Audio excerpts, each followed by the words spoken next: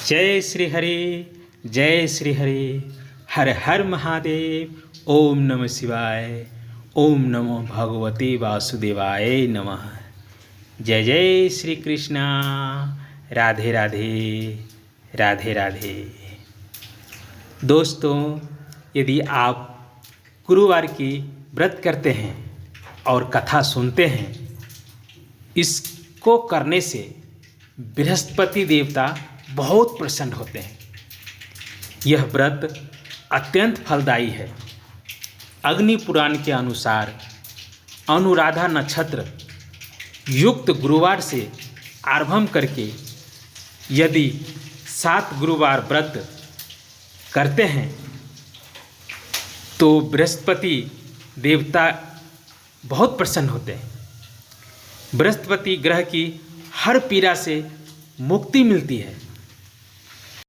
नमस्कार दोस्तों, बातें ज्ञान की YouTube चैनल में आपका बहुत बहुत स्वागत है। इस चैनल के द्वारा भक्ति, ईश्वर कथा, पौराणिक कथाएं, प्रेरक कहानियां और ज्ञानवर्धक कहानियों का विशेष संकलन आपको मिलेगा और आप ऐसे ही ज्ञानवर्धक वीडियो देख पाएंगे। कृपया चैनल को सब्सक्राइब करें, वीडियो को शेयर करें और अपना बहुमूल्य साथ बनाए रखें।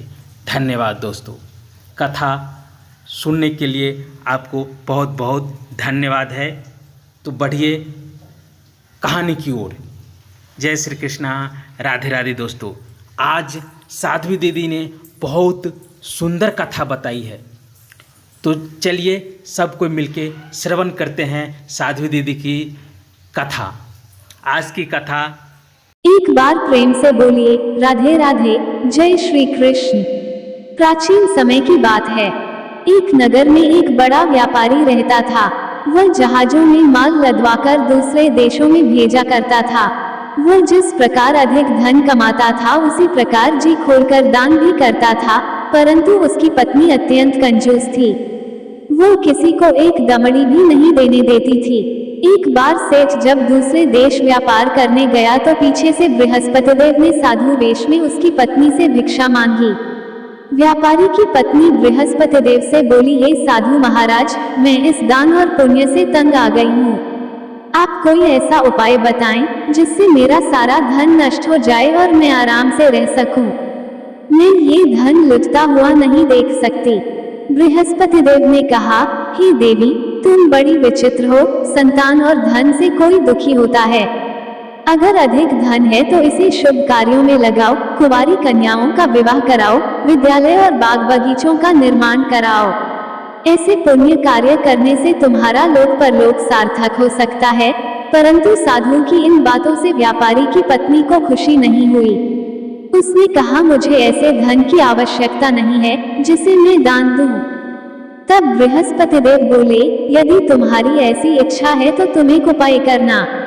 7 बृहस्पतिवार घर को गोबर से लीपना, अपने केशों को पीली मिट्टी से धोना, केशों को धोते समय स्नान करना, व्यापारी से हजामत बनाने को कहना, भोजन में मांस मदिरा खाना, कपड़े अपने घर धोना। ऐसा करने से तुम्हारा सारा धन नष्ट हो जाएगा। इतना कहकर बृहस्पतिदेव अंतर ध्यान हो गए। व्यापारी की पत्नी ने बृहस्पति देव के कहे अनुसार 7 बृहस्पतिवार वैसा ही करने का निश्चय किया। केवल 3 बृहस्पतिवार बीते थे कि उसी समस्त धन संपत्ति नष्ट हो गई और वह परलोक सिधार गई। जब व्यापारी वापस आया तो उसने देखा कि उसका सब कुछ नष्ट हो चुका है। उस व्यापारी ने अपनी पुत्री को सांत्वना दी और दूसरे नगर में जाकर बस गया। वहां वह जंगल से लकड़ी काटकर लाता और शहर में बेचता। इस तरह वह अपना जीवन व्यतीत करने लगा। एक दिन उसकी पुत्री ने दही खाने की इच्छा प्रकट की, लेकिन व्यापारी के पास दही खरीदने के पैसे नहीं थे। वो अपनी पुत्री को आश्वासन देकर जंगल में लकड़ी काटने चला गया। वहां एक वृक्ष के नीचे बैठ अपनी पूर्व दशा पर विचार कर रोने लगा। उस दिन बृहस्पतिवार था। तभी वहां बृहस्पतिदेव साधु के रूप में सेठ के पास आए और बोले, हे मनुष्य, तू इस जंगल में किस चिंता में बैठा है?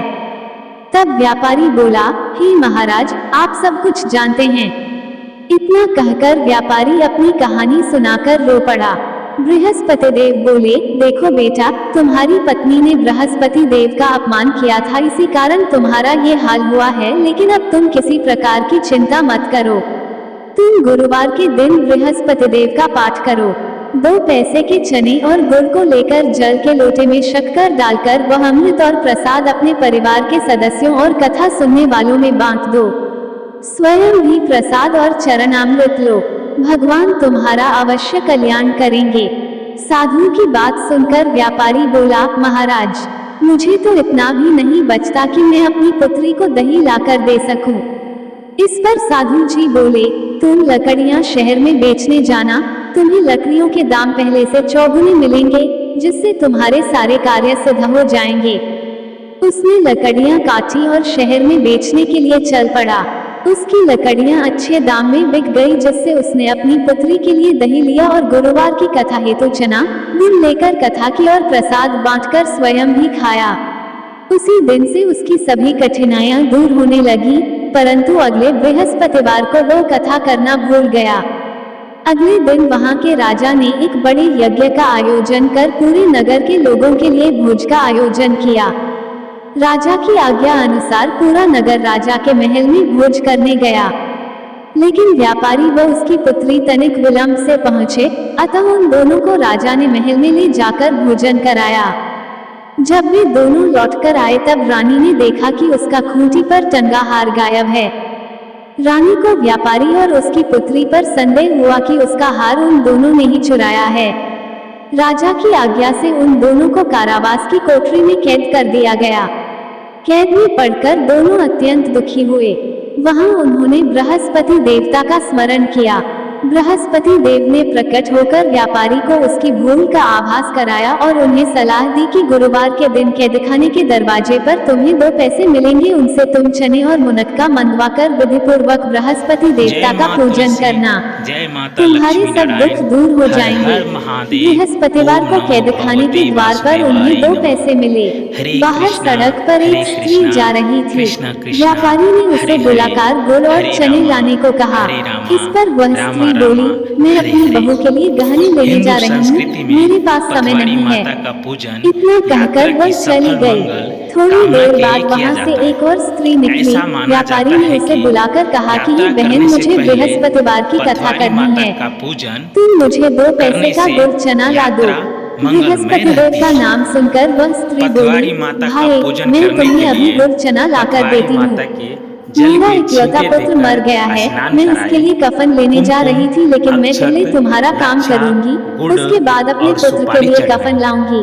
और यात्रा वह स्त्री बाजार से व्यापारी के लिए गुड़ चना ले आई और स्वयं भी बृहस्पति देव की कथा सुनी। कथा के समाप्त होने पर वह स्त्री कफन लेकर अपने घर गई। की जाती है। घर पर लोग उसके पुत्र की लाश को राम नाम सत्य है कहते हुए शमशान ले जाने की तैयारी कर रहे थे। इस चैनल के स्त्री बोली, मुझे अपने लड़के का मुख देख लेने दो। अपने पुत्र का मुख देखकर उस स्त्री ने उसके मुंह में प्रसाद और चरणामृत डाला। प्रसाद और चरणामृत के प्रभाव से वह पुनः जीवित हो गया। पहली स्त्री जिसने बृहस्पति देव का निरादर किया था, वह जब अपने पुत्र के विवाह हेतु पुत्रवधू के लिए गहने लेकर लौटी और जैसे ही उसका पुत्र घोड़ी पर बैठकर निकला, वैसे ही घोड़ी ने ऐसी उछाल मारी कि वह घोड़ी से गिरकर मर गया। ये देख स्त्री रो रोकर बृहस्पति देव से क्षमा याचना करने लगी।